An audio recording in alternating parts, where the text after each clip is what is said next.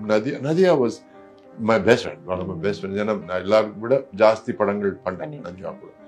And Nalini கூட சேர்ந்து equal number of films I did. But Nadia was a wonderful experience. And நதியாக்கும் எனக்கும் வந்து ஒரு கிசுகிசு இருந்தது அப்படின்னு சொல்லி எனக்கு தெரியும். அது காரணம் என்னன்னா நிறைய படங்கள் நடிச்சிட்டு இருந்தாரு. அது மட்டும் இல்ல, அவங்க ஹஸ்பண்ட் பேர் சிரீஷ். ஓகே. சோ சிரீஷ் சுரேஷ் வந்து ரொம்ப கிட்டத்தட்ட இருக்கும். அவங்க அப்பப்போ கிசுகிசுன்னு போன்ல பேசிட்டு இருப்பாங்க. ஷூட்டிங் பண்றப்பவே ஹீரோயினா இருக்கிறப்பவே they had their love happening, and they both decided that they were going to get married after she decided to quit. உங்க கூட நடிச்சிட்டு இருக்கும்போதே நதியா மேம் லவ் பண்றாங்க அப்படின்றது உங்களுக்கு தெரியும்? ஆமா, எனக்கு தெரியும். உங்ககிட்ட ஷேர் பண்ணிருந்தாங்க. ஓகே. And எங்க அப்போ என் வைஃப் வந்து Anitha, she is my ex wife. So அவங்க வீட்டுக்கு வந்திருக்காங்க. எங்க வீட்ல வந்து அவங்க எங்க முன்னாடி போன்ல எல்லாம் ட்ரங்க் கால்ல பேசிருக்காங்க பாம்பே கூட. சோ எனக்கு தெரியும் இதுதான் ரியாலிட்டி. ஆனா பேப்பர்ஸ்ல வந்து நீங்க ரெண்டு பேரும் லவ் பண்றீங்க. சோ எங்க ரெண்டு பேரும் நடுவுல லவ்க்கு சான்ஸ் கிடையாது. ஏன்னா நதியா வந்து எனக்கு தம்பி மாதிரி. அப்படியா? தங்கச்சி கூட இல்ல, தம்பி. தம்பி தான். குட் மார்னிங் அந்த ரேஞ்சில் தான் இருக்கும் எங்க ஃப்ரெண்ட்ஷிப். சோ அவ மார்னிங் சொல்றதே அந்த மாதிரி அதட்டுற மாதிரி இருக்கும். மொதவா சொல்லலாம்ல அப்படின்னு நான் சொல்லுவேன். சோ கொஞ்சம் ஒரு டாமினேட்டிங் வாய்ஸ், ஒரு பர்சனாலிட்டி. பட் வந்து சினிமால வந்து ரொம்ப மென்மையா அப்படி இருப்பாங்க. But lovely human being, lovely person. And வாழ்க்கையில கிளாரிட்டி ஜாஸ்தி. ஓகே, நான் இது பண்ணணும், இத்தனை வருஷம் இங்க இருக்கணும், அதுக்கப்புறம் கல்யாணம் பண்ணணும், அதுக்கப்புறம் வாழ்க்கை வந்து வேற இது பண்ணணும், நான் செட்டில் ஆனதுக்கு அப்புறம் மறுபடியும் படத்துக்கு வரணும், தெளிவா இருந்தாங்க. So she is living life by her rules, which is hats off to her. So we are still 80s குரூப்னு ஒண்ணு இருக்கு. எங்க குரூப்ல வந்து நாங்க எல்லாம் இருக்கோம்.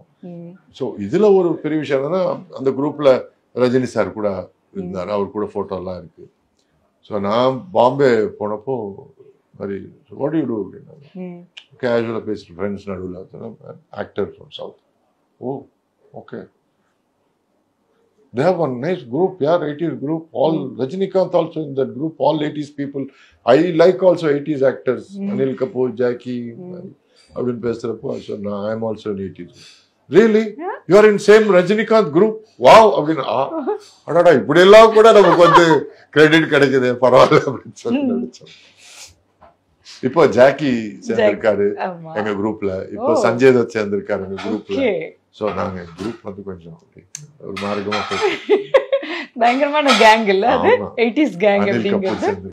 சோ 80ஸ்ல வந்து நீங்க பயங்கர பிஸியான ஒரு சாக்லேட் ஹீரோ.